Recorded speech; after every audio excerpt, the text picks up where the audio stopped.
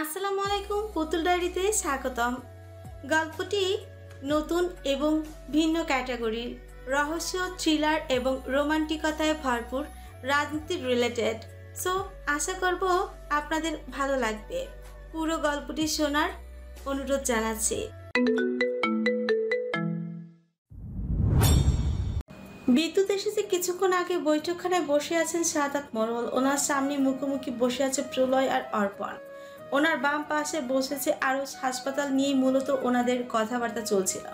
হাসপাতাল হরদমে চালু করতে চাইছেন সাদাত মোড়ল। বৈঠকখানায় বসে এই প্রস্তাবটা রেখেছেন তিনি। ওনার কথা অনুযায়ী সবাই রাজি। আরশও নিজের মতামত প্রকাশ করল। মেডিকেল ক্যাম্প করলে কেমন হয়? ঢাকা অথবা অন্য জায়গা থেকে ভালো ভালো ডাক্তার আনা হবে রোগী দেখার জন্য। এভাবে আমাদের হাসপাতালও চালু হবে, আর গরিব অসহায় মানুষরাও সেবাও পাবে। আমার তো এখনও মাস 6 ঢাকা থাকতে হবে বাবা। তার আগে তো পুরোপুরিভাবে আমি গ্রামে আসতে পারছি না। আরশের কথাগুলো মনোযোগ সহকারে শুনল। তার কথা শেষ হওয়ার পরপরই অর্পণ বলল, আরুষির সঙ্গে আমিও একমত আঙ্কেল। এখানে হসপিটালে ক্যাম্প হলে মন্দ হবে না। এতক্ষণ চুপ করে থেকে সবার কথাই শুনছিল প্রলয়। মনে মনে একটা সিদ্ধান্ত নিয়েছে সে। মানা না মানা বাকিদের ব্যাপার। প্রলয় এবার নিজের থেকেই বলল, আমি কি একটা প্রস্তাব রাখতে পারি? হ্যাঁ বাবা বলো। হসপিটালের পাশে একটা ফার্মেসির ব্যবস্থা করে দিতে চাই। ঢাকা থেকে সব ধরনের ওষুধ এখানে আনা হবে। গরিবদের জন্য ডক্টর প্রেসক্রাইব করা ওষুধ স্বল্প মূল্যে দেওয়া হবে। প্রস্তাবটা কিন্তু খারাপ না, এ কথা আগে মাথায় আসেনি। হাসপাতালের প্রণাঙ্গে একটা বড় ঘরের মতো রয়েছে, ওইখানে ফার্মেসি তৈরি করলে মন্দ হবে না। তাহলে কালই সব বন্দোবস্ত করে ফেলা হবে ইনশাআল্লাহ। একটু থেকে প্রলয় আবার বলল, গ্রামের কিছু কিছু জায়গায় কলের ব্যবস্থা করা উচিত।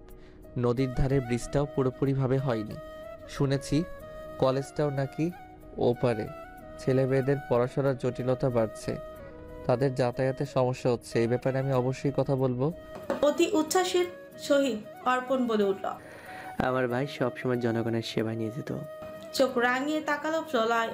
নিজের প্রশংসা গীতি শুনতে তার মোটেও ভালো লাগে না। প্রলয় আবারও বলল, তবে আঙ্কেল একটা জিনিস খেয়াল রাখবেন, এইসব কাজে আমার নামটা জড়ানোর প্রয়োজন নেই।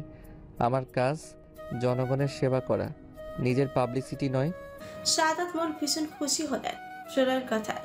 গত সংসদ নির্বাচনে সময় কত কত ওয়াদা করেছিলেন এমপি পদের প্রার্থীরা, অথচ কোনো কাজে সুষ্ঠুভাবে সম্পূর্ণ হয়নি। সরকার থেকে তো অনুদান কম আসছে না। গত কাউন্সিল ভোটে কত কত প্রতিশ্রুতি দিয়ে গিয়েছিল বিভিন্ন প্রার্থীরা। বয়স্ক ভাতা, প্রতিবন্ধী ভাতা, বিধবা ভাতা, আরও কত ভাতা, অনুদান সবই আর নাকি আসার সঙ্গে সঙ্গে গ্রামের মানুষের কাছে পৌঁছে দেবে। অথচ সেগুলো হাতে পায় গোনা কয়েকজন। বাকি ভাতাগুলো কোথায় যায়? গুরুত্বপূর্ণ আলোচনার মাঝে মেয়েদের রাখতে পছন্দ করে না সাদাত মোড়ল। তার একটা কারণ হলো, বাড়ির মেয়েরা যেহেতু এসব ক্ষেত্রে জড়িত নয়, তাই তাদের এসব ক্ষেত্রে না টানাটাই ভালো। মেয়েকে শিক্ষিকা হতে দেখতে চেয়েছিলেন তিনি, অথচ ওনার মেয়ে হবে কিনা জার্নালিস্ট। তবু তিনি মেয়ের স্বপ্নকে সম্মান করেন সাদাত মোড়ল। নাজমা সব কথাই শুনছিলেন। প্রলয়ের কথায় তিনি খুব প্রসন্নই হলেন। ওনার মতে এমপি এমনই প্রত্যেকটা জেলায় জনকল্যাণের জন্য থাকা উচিত। নাজমা গিয়ে বসলেন স্বামীর পাশে, সঙ্গে সঙ্গে ইরাও গিয়ে বসলো তার মায়ের পাশে। অনেকক্ষণ ধরেই একটা কথা বলার জন্য হাসপাস করছে সে। সবাই গুরুত্বপূর্ণ কথা বলছিল, বিদায় বলার সুযোগই হচ্ছিল না, সাহস হচ্ছিল না। এই তো এখনই কাঙ্ক্ষিত সুযোগ ধরা দিয়েছে। মায়ের কাঁধে মাথা রেখে ইরা বলল, মা, তুমি কি মহু আন্টির মেয়েকে কখনো দেখেছো? হঠাৎ তুই মহুয়ার মেয়েকে নিয়ে পড়লি কেন? ওফ, তুমি বলোই না। আমি দেখিনি, তবে মিন্টুর বোনের থেকে শুনেছিলাম মেয়েটা নাকি অনেক সুন্দরী। বাড়ি থেকে বেরই হয় না, সারাটা দিন একা বাড়িতে পড়ে থাকে। মনের সঙ্গেই তো মহুয়ার মেয়ে পড়তো। ভূমির প্রতি আগ্রহ বাড়তে লাগলো ইরার। এত বছর ধরে মহুয়া তাদের বাড়িতে কাজ করে, কিন্তু কখনো এই সমস্ত কথা জানতে চাওয়া হয়নি। কিন্তু আজ ভীষণভাবে জানতে চাইছে সে। ইরা তার মাকে জিজ্ঞেস করলো, এখন পড়ে না? না রে, মেয়েটা মাধ্যমিকের পর আর পড়াশোনা করেনি। পড়াশোনায় নাকি খুব ভালো ছিল আর খুব ভালো নাচ করে। মেয়েটাকে আমার খুব দেখতে ইচ্ছে করছে। আচ্ছা, মেয়েটার নাম কি? ভূমি। আধারিয়া মেদিনীর ধূসর রঙে সাজিয়েছে নিজেকে। সময় অতিবাহিত হবার সঙ্গে সঙ্গে নিজের রূপ পাল্টে হয়তো আলোয় আলোকিত হবে সমগ্র ভূমির। ঘুম ভেঙেছে সেই কাক ডাকা ভরে, উঠেই হাতের কাজ সব সেরেছে। রাতের কিছু এঁটো বাসন ছিল, সেগুলো ধুয়ে দিয়েছে। এরপর আমাকে ডেকেছে মা মেয়েতে মিলে ফজরের নামাজ আদায় করবে বলে। চিল কাকের সঙ্গে উড়ে যা কথাটা বলেই মুরগিটাকে টিনের চালে উড়িয়ে দিল ভূমি। একাকী খিলখিলিয়ে হেসে উঠল সে। এমন করাটা তাকে মনি শিখিয়েছে। এটা বেশ কাজেও দিয়েছে। আজ অবধি একটা মুরগিরও বাচ্চা চিল কাক নেয়নি। খাঁচায় নাদুস নুদুস বাচ্চাগুলো তার মাকে খুঁজে না পেয়ে চি চি করছে। এই আওয়াজে অনুসরণ করেই মুরগি টিনের চাল থেকে নেমে পড়ল। মাটির টুকরে বাচ্চাগুলোকে কাছে ডাকছে। ডিম থেকে গুনে গুনে 14টা বাচ্চা ফুটেছে। আম্মা পানি নিয়ে এলো বাচ্চাগুলোকে দেখাবে মোরল বাড়িতে। রান্নাঘরে সবজি কাটছিলেন মহুয়া। টাটকা মাছ সবজি সকালেই মিন্টুকে দিয়ে কিনে আনেন 7-8 মোরল। প্রতিদিনকার কাঁচা বাজার প্রতিদিনই আনা হয় মোরল বাড়িতে। মাছ আগে থেকেই কাটিয়ে আনা সবজি আর শাকও বেছে নিয়েছিলেন মহুয়া। এবার শুধু রান্না করাটাই বাকি। তখনই উপস্থিত হলো ইরা। রান্না করে তার দেখা সচরাচর মেলে না, আজ এসেছে হয়তো কোনো কাজ আছে। মহুয়া হাসি মুখে জিজ্ঞেস করলো, তোমার কি কিছু লাগবে? তাহলে আমাকে বল, আমি বানিয়ে দিচ্ছি। আমার কিছু লাগবে না আন্টি। একটু থেকে ইরা আবারও বলল, মহু আন্টি, আমার একটা আবদার আছে তোমার কাছে। সবজি কাটা থামালেন মহুয়া। ইরার দিকে তাকিয়ে বললেন, কি আবদার মা? তুমি বল, আমি যথাসাধ্য চেষ্টা করব পূরণ করার। ভূমিকে একবার আমাদের বাড়িতে আসতে বলবে, ওকে আমার খুব দেখতে ইচ্ছে করছে। হকচকিয়ে গেলেন মহুয়া। ছোটবেলা থেকেই মেয়েটা বাড়ি থেকে দূরে কোথাও যায়নি। স্কুলেও খুব ভয়ে ভয়ে যেত। ওর উপস্থিতি কারো পছন্দ ছিল না। মেয়েরা বেশি ঠাট্টা তামাশাই করেছে ওকে নিয়ে। হাতে গোনা 2জন বন্ধু ছিল ভূমির। স্কুলে গণ্ডি পেরিয়েছে মেয়েটাকে, আর পড়াশোনা করতেই পারল না তিনি। গ্রামে একটাই বেসরকারি কলেজের খরচও আকাশচুম্বী। একা হাতে সংসার আর মেয়ের পড়াশোনার খরচ চালাতে পারল না মহুয়া। সমাপ্তি টানতে হলো পড়াশোনার অধ্যায়কে। আমার মেয়েটা খুব অন্তর্মুখী আর ভীতু স্বভাবের। বেশি মানুষের মাঝে গেলেই হতভম্ব হয়ে পড়ে। আমি মনিকে বলেছি ওকে ডেকে নিয়ে আসতে। প্রসন্ন মনে খাড় কাত করে সায় জানালো ইরা। বাড়ির পুরুষরা এখন বাড়িতে নেই, সবাই হাসপাতালে গিয়েছে। আসতে হয়তো একটু দেরি হতে পারে। ইরা মিন্টুকে ডাকলো। মিন্টু ভাই, একটু এদিকে আসেন তো। ইরার ডাকে বাগান থেকে ছুটে এলো মিন্টু। এসে জিজ্ঞেস করলো, কি হয়েছে আফামনি, কোনো দরকার? তুমি একটু বাড়িতে গিয়ে মনিকে ডেকে আন, বল আমি ডাকছি। আচ্ছা। কাজটা বলে যেভাবে এসেছিল ঠিক সেভাবে ছুটে গেল মিন্টু। মিনিট 5-এর মাথায় তার ছোট বোন মনিকে নিয়ে এলো। এবার আর ইরা কিছু বলল না। মহুয়া নিজে থেকেই বললেন, ভূমিকে একটু নিয়ে আয় তোমা। আর শোন, বলবি ভালো জামা কাপড় পরে আসতে। শেষাক্ত কথাটা কিছুটা ফিসফিসিয়ে বলেন মহুয়া। ওনার কথার প্রত্যুত্তরে মনি বলল, আচ্ছা খালা। ইরা খাবার টেবিলের চেয়ার টেনে সেখানেই বসল। মহুয়া টেবিল পরিষ্কার করতে লাগলেন। এটো বাসন গুলো রান্নাঘরে রেখে এসেছেন। এবার শুধু দুপুরে রান্না শেষ করার পালা, তাহলে বড় কাজটা থেকে নিস্তার পাবে। সবে জোহরের নামাজ আদায়ের জন্য জায়নামাজ বিছিয়েছে ভূমি। এরই মাঝে উঠোনের কাছে কারো গলার আওয়াজ ভেসে আসছে। প্রথমেই বুঝতে পারলো না কে এভাবে ডাকছে। পরবর্তীতে মনির কথা মাথায় এলো। এ তো মনিরই কণ্ঠস্বর। জায়নামাজটা একটু তেসরা ভাঁজ করে ঘর থেকে বের হলো ভূমি।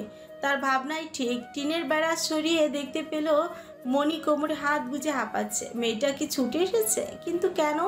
ভূমিকে দেখতে পেয়ে মনি নিঃশ্বাস নিল লম্বা। এরপর বাড়ির ভেতরে ঢুকলো। প্রবেশদ্বার আটকে ভূমি গেল মনির পেছন পেছন। মনি এবার বললেন, তোরে খালা আমার লগে যাইতে কইছে। কোথায় যাব আমি? মোরল বাড়িতে।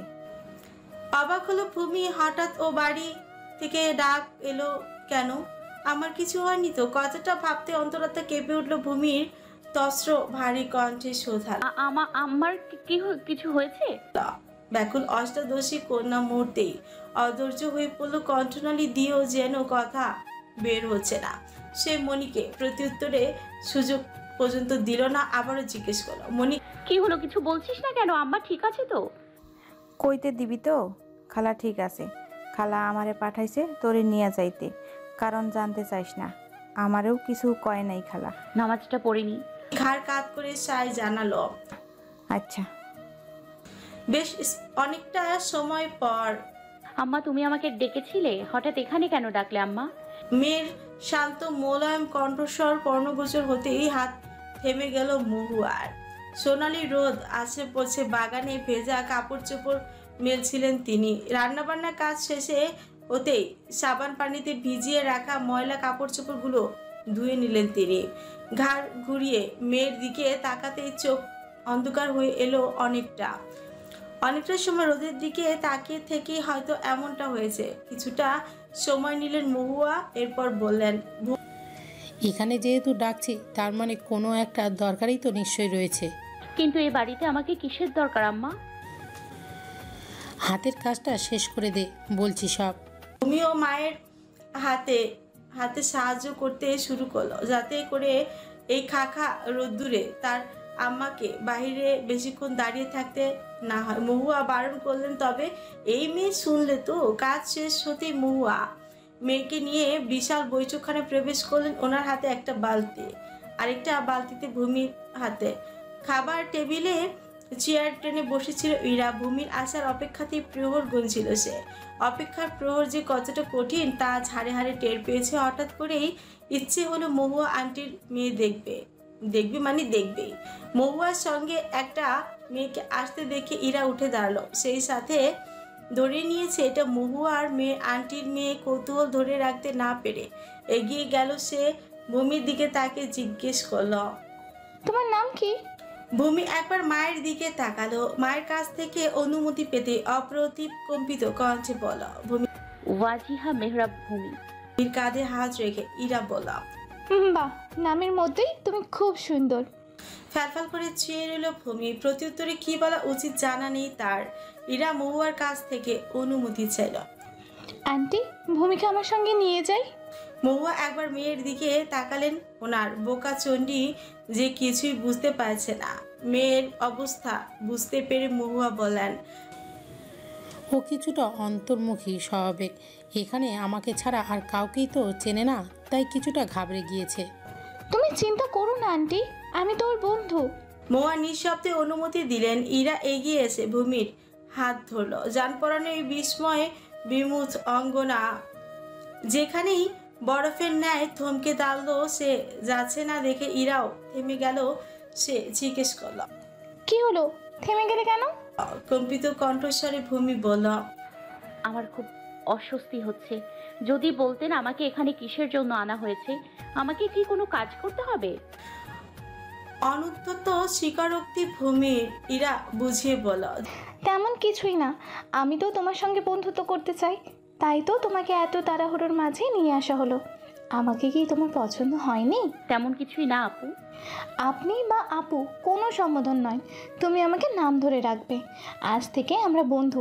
আর হ্যাঁ, বন্ধুকে কেউ আপনি বলে ডাকে না, তুমি আমাকে তুই করেও বলতে পারো। ধনী পরিবারের মেয়েকে কি আর তুই করে বলা যায়? কাশ্মী কালেও না। ভূমি বলল, তুমি করেই বলবো। আচ্ছা, এবার চলো, তোমাকে আমার ঘরে নিয়ে যাই। ইরাকে অনুসরণ করলো ভূমি। চকচকে সেতো টাইলসের সিঁড়ি ভেঙে উপরের দিকে উঠেছে ইরা। নিচতলা থেকে উপরের তলা আরো বেশি সুন্দর আর পরিপাটি। মন্ত্রমুগ্ধের ন্যায় ভূমি এদিক সেদিক তাকিয়ে দেখছে। বেখিয়ালিতে কখন যে মাথায় পেঁচিয়ে রাখা ওড়নাটা পড়ে গিয়েছে টেরি পেল না। লম্বা বিনুনি হেঁটে যাওয়ার সঙ্গে সঙ্গে দুলে উঠেছে ইরা। সামনে থাকায় ভূমিকে তেমন খেয়ালই করেনি। সকালে নাস্তা করে বের হয়েছিলেন শাহাদাত মোড়ল। কালকের কথা অনুযায়ী আজ হসপিটালে যাওয়া হয়েছিল। প্রলয়, অর্পণ আর আরশও গিয়েছিল। কাল রাতের উপরের মহলে ঔষধ আর ব্রিজের কাজের কথাটা জানিয়েছিল প্রলয়। তার এক কথাতেই কাজ হয়ে গিয়েছে। এই সপ্তাহে সব কাজ শুরু হয়ে যাবে। গ্রামে বেশ কয়েকটা জায়গায় চাপকলের ব্যবস্থাও করা হবে। অর্পণকে নিয়ে বাড়ি ফিরে এসেছে প্রলয়। ওর নাকি শরীরটা খারাপ লাগছিল, বাইরে থেকে স্যালাইন আর পানি কিনে গুলিয়ে খেয়েছিল। এরপর প্রলয়ের কথাতেই হাসপাতাল থেকে প্রস্থান নিয়ে বাড়ি ফিরে আসে। অর্পণকে ঘরে পৌঁছে দিয়ে প্রলয় আবারও কোথাও একটা যাচ্ছিল, তখনই দেখতে পেল কালকের সেই মেয়েটাকে। পুষ্করণী পাড়ে যেই এই মেয়েটাকে সাহায্য করেছিল, মেয়েটাকে মোড়ল বাড়িতে। বেশ অবাকই হলো সে। প্রলয়কে দেখা মাত্রই ক্ষিপ্র বেগে ওড়নায় মাথায় জড়িয়ে নিল। লোকটাকে চিনতে আর এক মুহূর্ত সময় ব্যয় হয়নি। এই লোকটাই তো কাল তাকে বাঁচিয়েছিল। ৮-৬ আর হয়ে ইরার পাশে দাঁড়িয়ে রইল ভূমি। ওদের দুজনকে যাওয়ার জন্য পথ করে দিল, অর্থাৎ প্রলয় সামনে থেকে সরে দাঁড়ালো। বাইরে রোদ থেকে আসার কারণে মাথা ধরেছে, চোখ মুখ লাল হয়ে গিয়েছে। ফোন একবার সময় দেখে নিল প্রলয়, এরপর উল্টো ঘুরে যেতে লাগলো। হঠাৎই ভূমিকে পরিপূর্ণ পর্যবেক্ষণ করলো ইরা। ময়া বিভূত হয়ে বলল, মাশাল্লাহ, তোমার চুল এত ঘন আর লম্বা। আমি এর আগে কখনো এত সুন্দর চুল দেখিনি। আমি তো তোমার চুলের প্রেমে পড়ে গেলাম। আগে কখন নিজেকে নিয়ে প্রশংসিত হয়নি ভূমি। ইরার মুখে এমন কথা শুনে অতীব লজ্জায় পীড়িত হলো সে। সলজ্জে ক্ষীণ হাসলো সে। চলে যাওয়ার আগে ইরার কথা কর্ণগোচর হতে থমকে দিল প্রলয় সমস্ত লাজ লজ্জার মাথাকে। একটিবার পেছনে ফিরে তাকালো, কোমর ছড়ানো ঘন দ্বিগল বেনুনি। হঠাৎই অনুভব হলো বুকের মাঝে প্রলয়ঙ্করী তরঙ্গ বাজছে। দৃষ্টি স্থির হলো কিছু সময়ের জন্য। হৃদস্পন্দন পাল্লা দিয়ে বাড়ছে। একই দোটানায় পড়ল সে। চুলের ভারে মেয়েটা পড়ে যায় না? আচ্ছা, খোপা করলে কি মাথার চাইতে খোপাটা বেশি বড় হয়? আরো অনেক কিছুই ভাবলো প্রলয়। মাথাটা ঝেড়ে সমস্ত আজগুবি ভাবনা দূর করলো। বড় বড় পা ফেলে চলে গেল নিজের বরাদ্দকৃত কামরায়। অর্পণ হয়তো ফ্রেশ হতে গিয়েছে বাইরে। রোদের ছটা অত্যন্ত উত্তাপ ছিল, এখনই নিজের গরম লাগছে। গোসল করতে পারলে ভালো লাগতো, গরম সহ্য হয় না তার। নাজমা এসে আরেক দফা গুণকীর্তন করে গেলেন ভূমির। মেয়েটার প্রয়োজনের তুলনায় একটু বেশি সুন্দর নয় কি? এমন সুন্দরী মেয়েকে যে কেউ পুত্রবধূ করতে চাইবে, ওনার মনেও এমন ভাবনা বারবার উকি দিয়েছে ইতিমধ্যে। মেঘলার রং পাল্টেছে, মধ্যাহ্ন পেরিয়ে অপরাহ্নে এসে ঠেকেছে। আজ হাতের কাজ তাড়াতাড়ি মিটিয়ে মেয়েকে নিয়ে বাড়ি ফিরেছেন মহুয়া। খালি বাড়ি রেখে মেয়েটা মোড়ল বাড়িতে ছুটে গিয়েছিল। অজানা আশঙ্কায় মনে গাঁথিয়েই বেরিয়েছিল মেয়েটা। ভূমিকে দেখা মাত্রই মুরগিগুলো ছুটে এলো, হয়তো খিদে পেয়েছে ওদের। সেই যে সকালে খাবার দাবার দিয়েছিল, তারপর আর খাবার দেওয়া হয়নি। বাচ্চাগুলো খিদের তাড়নে চিচি করছে। ভূমি দ্রুত ঘর থেকে খুদের কৌটা নিয়ে এলো। খাবার দেখে সবগুলো এসে হাজির হলো তার পায়ের কাছে। কয়েক মুঠো খুদ উঠোনে ছিটিয়ে দিল ভূমি। আসরের নামাজ আদায় করা হয়নি এখনো। গোসলের ঘর থেকে অজু করে এসে সে মহুয়া এতক্ষণে অজু করে মেয়ের জন্য অপেক্ষাই করছিল। ঘরের কোণে কুপি জ্বলছে। যামিনী নামতেই গাছের পাতাগুলো মূর্ছা গেল, তাদেরও বিশ্রামের প্রহর নেমেছে। ঘন তমসাচ্ছন্ন ঘুটঘুটে সর্বত্র হরিদ্রব টিমটিমে আলোতে মাদুর আর তার উপর মোটা কাঁথা বিছিয়ে নিল ভূমি। রাত হয়েছে, ঘুমানোর সময়ও হচ্ছে। বিছানা করে বসতেই মহুয়া মশারি টানিয়ে নিলেন। বিছানার কিনারায় মশারি গুজে দিল ভূমি। কুপি নিভিয়ে মেয়ের পাশে এসে শুয়ে পড়লেন মহুয়া। শুয়ে থেকেই মেয়ের মাথায় হাত বুলিয়ে দিতে লাগলেন। চোখ বন্ধ করে রেখে ভূমি বলল, মোড়ল বাড়ির মানুষগুলো খুবই ভালো। হ্যাঁ। উষাকাল উঁকি দিতে শুরু করেছে। আলোক ছটায় পরিপূর্ণ মেদিনী। পাখিরা কিচিরমিচির কলরব তুলেছে। পূর্বাকাশে দিবসপতি একটু একটু করে গাঢ় রং ধারণ করেছে। নীলাম্বরের স্বরে মাঝে এক টুকরো রক্তিম আভা। সবে ভাত বসিয়েছে ভূমি। মুখটা ফ্যাকাশে হয়ে রয়েছে, রাতে ঘুম হয়নি। তার উপর লার্কিতে কিছুতে আগুন জ্বলতে চাইছে না। পুরো ঘর ধোঁয়ায় আচ্ছন্ন। ওদের ওদের আলাদা করে রান্নাঘর নেই, ছোট্ট ঘরের কোণেই চুলো পেতেছে মহুয়া। চুলো সংলগ্নেই থাকা ছোট জানলাটা খুলে দিল ভূমি। আজকের দিনটা কদাকার, ভীষণ পাংশুটে। মহুয়া গিয়েছেন পানি আনতে। ভাবি এই মাসের পানির টাকাটা। রমিজার হাত বাড়িয়ে টাকাটা নিয়ে নিলেন।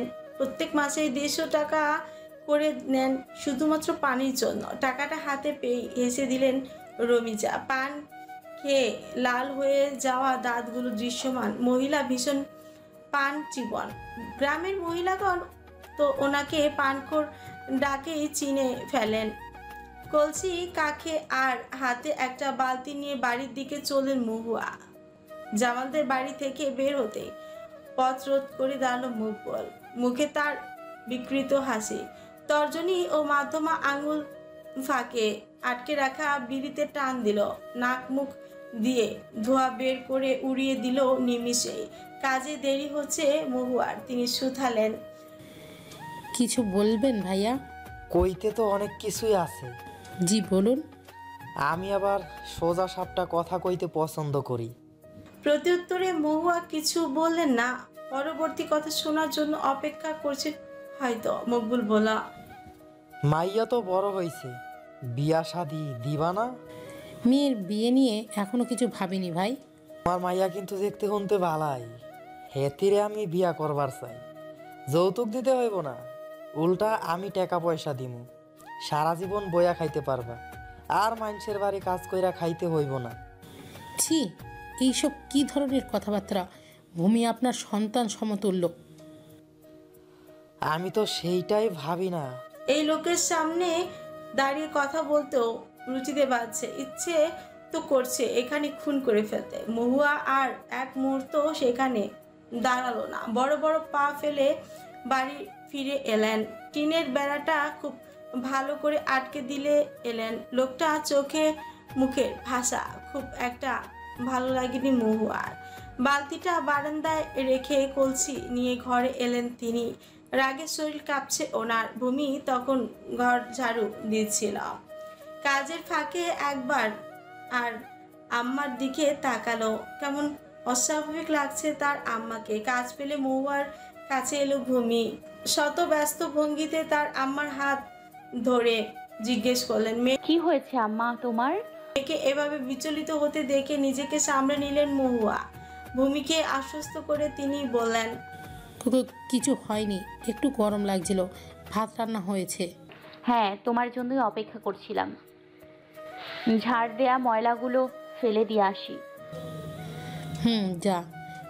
আজকে সকালে নাস্তাটা বানিয়েছেন নাজমা। মহুয়া এখনো আসেনি। একা বাড়িতে মেহমান। বাড়িতে বিস্কুট, ড্রাই কেক আগে থেকেই কিনে আনা ছিল। নাজমা চটপট চা আর ডিম দিয়ে পাউরুটি ভেজে নিলেন। ছেলে মেয়েগুলোকে এখনো ঘুম থেকে ওঠেনি। সকালে ওঠায় হাঁটার অভ্যাস আছে সাদাত মোড়লের। বাগানে হাঁটাহাঁটি করে অনেকটা সময় নাস্তার ব্যবস্থা হতে নাজমা ডাক দিলেন মিন্টুকে। আমারে ডাকছিলেন খালা? তোর খালু হয়তো বাগানে রয়েছেন, একটু ডেকে নিয়ে আয়, গিয়ে বলবি নাস্তা তৈরি। আচ্ছা। ছুটে গেল মিন্টু এইদিকে। নাজমা প্রথমে ইরাকে ডাকলেন, এরপর আরশকে ঘরে ডাকতে গিয়ে বুঝলেন ওনার ছেলের অনেক আগে ঘুম ভেঙেছে। ওয়াশরুমে গিয়েছে ফ্রেশ হতে। তিনি দরজার কাছে দাঁড়িয়ে থেকে বললেন, নাস্তা তৈরি, অর্পণ আর প্রলয়কে নিয়ে নিচে আয়। ওয়াশরুম থেকেই হ্যাঁ বলে সায় জানালো আরশ। নাজমা চলে গেলেন। নীলাম্বর ছুটি নিয়েছে ধূসর মেঘমালার আড়ালে। উষাকালে উকিয়ে দেওয়া দিবসপতি ম্লান হয়েছে। ছাই রঙা মেঘ গুটুলি পাকিয়েছে অন্তরিক্ষে। কাজে এসেও মন টিকছে না মহুয়ার। বারবার মনে হচ্ছে খারাপ কিছু ঘটবে। সকাল থেকেই বা চোখটা ক্ষণে ক্ষণে লাফাচ্ছে। মহুয়া একটা জিনিস খেয়াল করেছেন, যখন ওনার বা চোখ লাফায় তখনই খারাপ কিছু ঘটনাই হয়। এই নিয়ে চিন্তিত খুব রয়েছেন তিনি। হঠাৎ করে এমন কেন হচ্ছে? ভীষণ ভাবাচ্ছে আজ কাজে না এলেই পারতো। ভাবি আজ আমি একটু তাড়াতাড়ি বাড়ি ফিরে যাব। কোনো সমস্যা হয়েছে মহুয়া? মেয়েটার জন্য হুট করেই ভীষণ চিন্তা হচ্ছে। এমনটা তো কখনো হয় না। তাহলে তুমি দুপুরের রান্নাটা করেই চলে যেও, বাকি কাজ আমি সামলে নিতে পারবো। আপনাকে অনেক ধন্যবাদ ভাবি। বিরস দিবসের সূচনা ঘটেছে মধ্যাহ্ন লগ্নে। বিশাল অম্বর জুড়ে কৃষ্ণ মেঘের আবির্ভাব। নিটল জলে মেঘের প্রতিবিম্ব ভাসছে। শীতল বাতাবরণে পুষ্করণীর জলেও নিশ্চয়ই শীতলই হবে। আজ হয়তো বৃষ্টি হবে অথবা তুমুল ঝড়। শান বাঁধানো খাটে বসে রয়েছেন প্রলয়। এখানে কেন এসেছে জানা নেই, কিন্তু সকাল থেকে ইচ্ছে করছিল এইখানটায় আসতে। সঙ্গে থাকা নুড়ি পাথরগুলো একটা একটা করে ছুঁড়ে ফেলছিল নিটল সেই জলে। মিন্টু এগিয়ে এসে জিজ্ঞেস করলো, ভাইজান বাড়িতে যাবেন না? মেলা দেরি হয়েছে, আমরা এনে আইছি। তুমি বাড়ি ফিরে যাও মিন্টু, আমার ফিরতে দেরি হবে। আপনি একলা যাইতে পারবেন? এ আর কঠিন কি? তাইলে আমি বাড়িতে যাই, মেলা কাম পড়া রইছে।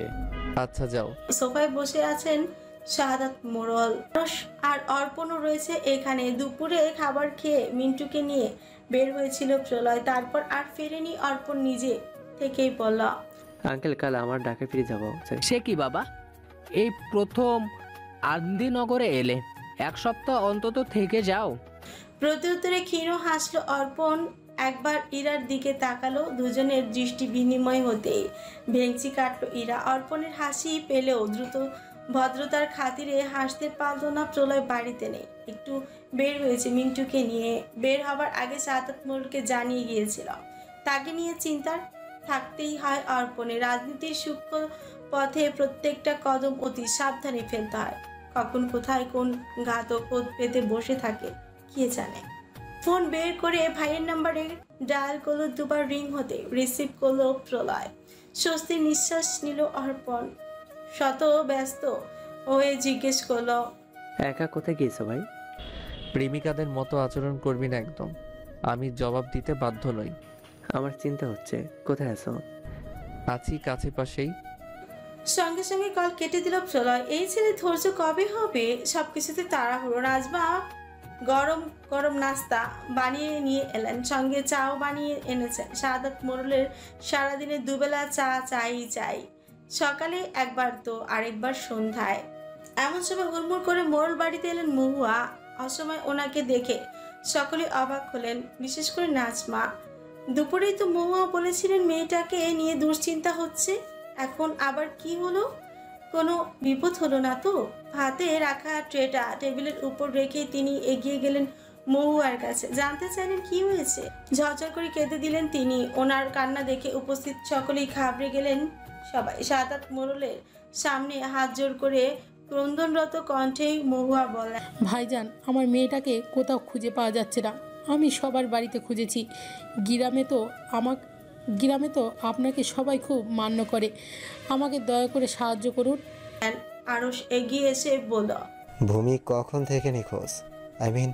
ওকে কখন থেকে খুঁজে পাচ্ছ না আন্টি? অর্পণ বলল, তখন থেকে উনি বাড়িতে নেই। আজ তো আমি তাড়াতাড়ি বাড়ি ফিরে গিয়েছিলাম। দুপুরে রান্নার পরপরই আমি বাড়ি চলে গিয়েছিলাম। না বাবা, বাড়ি ফিরে দেখি ঘরের দরজা বাইরে থেকে আটকানো, উঠোন পেরিয়ে টিন দিয়ে ঘেরা, প্রবেশদ্বারটা চাপিয়ে দিয়ে রাখা। আমার মেয়েটা তো বাড়ি থেকে কোথাও যায় না। কথাটা বলে আবারও কেঁদে দিলেন মহুয়া। মেয়ে ছাড়া যে এই পৃথিবীতে ওনার আর কেউ নেই। আর কোথায় কোথায় খুঁজবেন মেয়েটাকে? অজানা আশঙ্কায় চিত্ত ব্যাকুল হয়ে উঠল। ভয় হচ্ছে ভীষণ। কাঁদতে কাঁদতে হেঁচকি উঠে গিয়েছে ওনার। ক্রন্দনরত মানবীকে দেখে ভীষণ মায়া হলো অর্পণের। সে এগিয়ে এসে মহুয়ার হাতটা ধরে আশ্বাস দিয়ে বলল, আপনি চিন্তা করবেন না আন্টি, আমরা যথাসম্ভব চেষ্টা করব আপনার মেয়েকে খুঁজে আনার। সময় গড়াচ্ছে, সেই সঙ্গে পাল্লা দিয়ে বাড়ছে মেয়ের জন্য চিন্তা। ভূমিকে এখনো খুঁজে পাওয়া যায়নি। মেয়েটাকে সেই বিকেল থেকে নিখোঁজ। বিকেলে গড়িয়ে সন্ধ্যা পেরিয়েছে। গ্রামে সন্ধে নামার সঙ্গেই রজনী নামে। ব্যাকুল আধারিয়ার সে যায় সর্বত্র। জায়নামাজে বসে মেয়ের জন্য দোয়া করছেন মহুয়া। এতটা সময় হলো এখানে এখনো মেয়েটার কোনো খোঁজ খবর নেই। ও আল্লাহ, আমার যে এই মেয়ে ছাড়া দুনিয়ায় আর কেউ নেই। আমাকে আমার মেয়েটাকে সেই সালামতে ফিরিয়ে দাও আল্লাহ। অনুমতি ছাড়াই বাড়িতে প্রবেশ করলো অর্পণ আর আরশ। কারো অস্তিত্ব অনুভব হলো মহুয়ার। আমিন ধরে পিছু ফিরে তাকালেন তিনি। অর্পণ আর আরশকে দেখে কান্নার বেগ বাড়লো ওনার। মেয়েটার কোনো খোঁজ পেয়েছে কিনা জিজ্ঞেস করলেন তিনি। কোনো খোঁজ পেলে বাবা? আরশ বলল, পুলিশ নিজের কাজ করছে আন্টি। আপনি কোনো চিন্তা করবেন না আন্টি, আমার ভাই নিজে পুলিশের সঙ্গে কথা বলেছে, সবাই নিজের যথাসাধ্য চেষ্টা করছে, ভূমিকে আমরা অবশ্যই খুঁজে পাবো। আপনি প্লিজ কান্না করবেন না। অর্পণের কথার মাঝে হু হু করে কান্না করে দিলেন তিনি। শত সান্ত্বনা পেলেও মায়ের মন তো আর মানে না। মা কি তার সন্তানের জন্য চিন্তা করা ছেড়ে দিতে পারে? কখনো না।